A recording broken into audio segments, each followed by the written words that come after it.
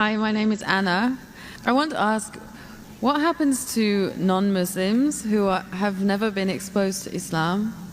And what if a non-Muslim says that the miracles of Jesus are bigger than the ones that Muhammad performed? Sisters ask two questions basically. What a non-Muslim who says, who has never been exposed to Islam, what happens to them? And secondly, if a non-Muslim comes and says that the miracles of Isa are greater, what happens to them? Point number one, if a non-Muslim comes and tells me that they have not been exposed to Islam, today in this world of science and technology it's difficult. Maybe if you asked this question 50 years back it was possible. Today in this age of science and technology, especially the media bombarding misconception about Islam, you are exposed to Islam, maybe the wrong Islam, maybe pseudo-Islam, that Muslims are terrorists, Muslims are fundamentalists, Islam is a religion of killing, it degrades the woman, it subjugates the woman. They may be exposed to Islam, but wrong Islam. Now what happens to a non-Muslim who's not exposed to the right teachings of Islam? I feel if a non-Muslim hears something in the media, or any human being hears something in the media, he should not take it for granted. The Quran says in Surah Hujurat, chapter 49, verse number 6, whenever you get information, check it up before you pass it on to the third person. Whenever you get information, it is important that the person checks up whether the information is right or wrong. As far as the message of Islam is concerned, what if a non-Muslim may be living in an island, maybe living in Timbuktu, or living somewhere where he doesn't have any knowledge of Islam? First, it's the duty of every Muslim to convey the message to non-Muslim, irrespective whether we convey or not. Allah says in the Quran in Surah Fusilat, chapter number 41, verse number 53, Allah says, سَنُورِيهِمْ آيَاتِنَا فِي الْآفَاقِ وَفِي أَنفُسِهِمْ حَتَّى يَتَبَيَّنَ أَنَّهُ الْحَقُّ. That soon we shall show them our signs in the furthest regions of the horizons until it is clear to them that this is the truth. Allah says that He will show the signs to every human being before the human being dies. He will show His signs in the furthest regions of the horizons until it is clear to them that this is the truth. So Allah takes it up upon Himself that He will convey this message to each and every human being, whether he's born in a Muslim family or non-Muslim family, whether he's born in a Muslim land or non-Muslim land. Allah will give this message to every human being. That's the reason there were some surveys done in 1950 in two tribes. Now these two tribes, the Kapauku tribe and the Australian Aborigines, these two tribes did not come in contact with modern civilization till as late as 1950. When the researchers went and tried to find out what was their way of life, these people, they believed that God was one. They believed He alone should be worshipped. They believed He did not beget anyone. They did the sajda, they did prostration for worshipping that God. It was everything of Islam but a name. So when no external influence comes on a human being, that person submits his will to God. That's the reason our beloved Prophet Muhammad said, every child is born in Din al-Fitr. Every child is born in the innate religion. He is born as a Muslim. Our beloved Prophet Muhammad said, every child is born as a Muslim. Muslim means a person who submits his will to God. Later on, that person may be influenced by his parents, by his teachers, by his elders. He may start doing fire worship, he may start doing idol worship, and then may deviate on the wrong track. That's the reason when a non-Muslim accepts Islam, the more appropriate word is revert. He was a Muslim, born as a Muslim, he gets converted to a wrong religion, comes back to the original faith, that is Islam. So the right word is revert. So coming to your question, every child, if any child, if you take three children, one born to a Christian, one born to a Jew, one born to a Hindu, isolate these three children completely from any external influence.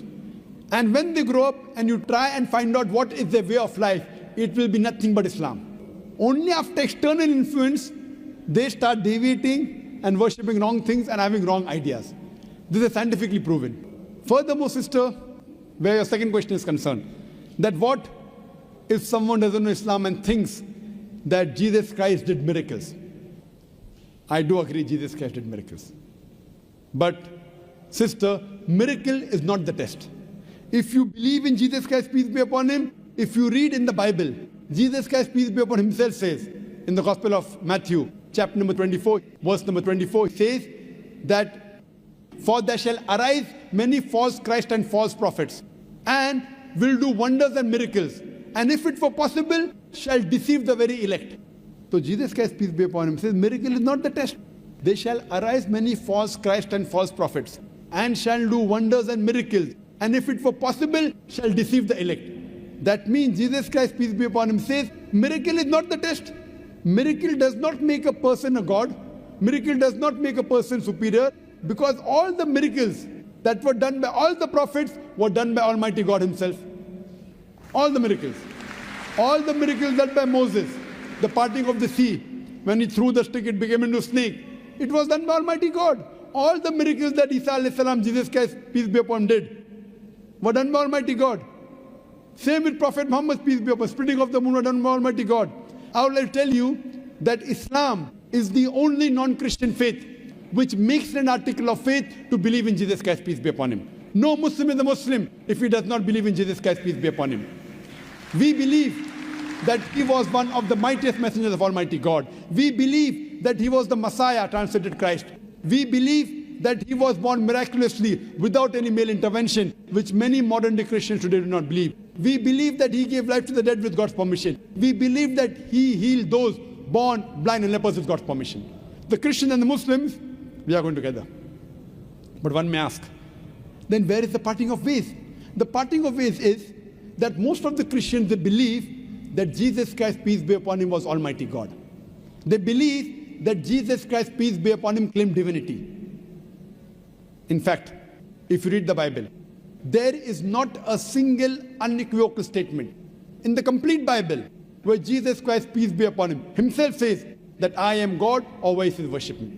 If, sister, you can point out any unequivocal statement, any unambiguous statement from any version of the Bible in which Jesus Christ, peace be upon him, himself says that I am God, or where he says worship me, I am ready to accept Christianity today.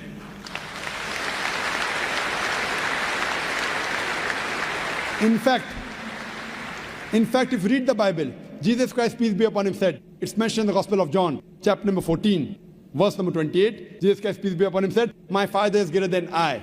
Gospel of John, chapter number 10, verse number 29, my Father is greater than all. Gospel of Matthew, chapter number 12, verse number 28, I cast out devil with the Spirit of God. Gospel of Luke, chapter number 11, verse number 20, I with the finger of God cast out devil. Gospel of John, chapter number 5, verse number 30, I can of my own self do nothing. As I hear, I judge, and my judgment is just. For I seek not my will, but the will of Almighty God. Anyone who says, I seek not my will, but the will of Almighty God, he is a Muslim. Jesus Christ, peace be upon him, is a Muslim. He never claimed divinity. He never said that he was Almighty God. He clearly mentioned, it's mentioned in the Gospel of John, chapter number 14, verse number 24. He said that the words that you hear are not mine, but my Father's who has sent me. It's mentioned in the Gospel of John, chapter number 17, verse number 3. This is life eternal, so that you may know there is one God and Jesus Christ who thou hast sent. It clearly mentioned that Jesus Christ was a messenger. It's mentioned in the Gospel of Matthew, chapter 19, verse number 16 to 18, that a person approaches Jesus Christ, peace be upon him, and asks him that, good master, what good things should I do so that I shall enter eternal life? So Jesus Christ, peace be upon him, says, why thou callest me good? Leave aside God, G-O-D. Why thou callest me good, G-O-D? For there is only one good, and that is the Father in heaven. And if thou want to enter eternal life, you keep the commandments. Jesus Christ didn't say that if you want to enter eternal life, if you want to go to paradise, believe I'm God. He didn't say that you believe that I died on the cross for your sins. What he said, if you want to enter eternal life, if you want to enter paradise, you keep the commandments. And it's clearly mentioned in the book of Acts, chapter number 2, verse number 22, that ye men of Israel, listen to this. Jesus of Nazareth, a man approved of God amongst you by wonders and miracles which God did by him, and you are witness to it. What does it say? Jesus of Nazareth, a man approved of God amongst you by wonders and miracles and signs which God did by him, and you are witness to it. Regarding a question of miracles, what does the Bible say? Book of Acts, chapter number 2, verse number 22. A man approved of God amongst you by wonders and miracles and signs which God did by him, and you witness to it. So all the credit goes to Almighty God. And Jesus Christ was a man. All the miracles were done through Almighty God. So all the miracles, all the messengers did were done by Almighty God. They came to testify there was one God. But Jesus Christ also said in the Gospel of John, chapter number 16, verse number 12 to 14, that I have many things to say unto you, but ye cannot bear them now. For he, when the Spirit of truth shall come, he shall guide you unto all truth. He shall not speak of himself. All that here shall he speak. He shall glorify me. Now this prophecy is prophesied no one but the last and final messenger, Prophet Muhammad, peace be upon him. So if you're a true Christian, and if you believe in Jesus Christ, peace be upon him, Jesus Christ, peace be upon him, said, I have many things to say unto you, but ye cannot bear them now. For he, when the Spirit of truth shall come, he shall guide you unto all truth. He shall not speak of himself. All that here shall he speak. He shall glorify me. This prophecy is prophesizing no one but the last and final messenger, Prophet Muhammad, peace be upon him. So if you're a true Christian, you should believe in the last and final messenger, Prophet Muhammad, peace be upon him. Hope that answers the question, sister. Assalamu alaikum. I just want to tell Dr. Zakir, I am a revert, and I was just asking questions on behalf of my non-Muslim family and friends, and I just wanted to say, Subhanallah and La ilaha illallah.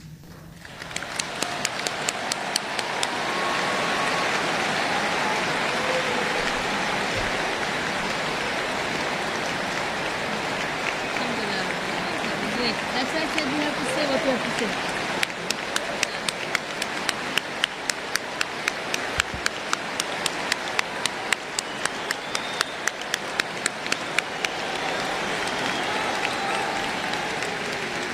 Welcome to the religion of peace, sister. May Allah subhanahu wa ta'ala reward you and grant you Jannah. And we pray to Allah subhanahu wa ta'ala that, and may Allah subhanahu wa ta'ala guide you.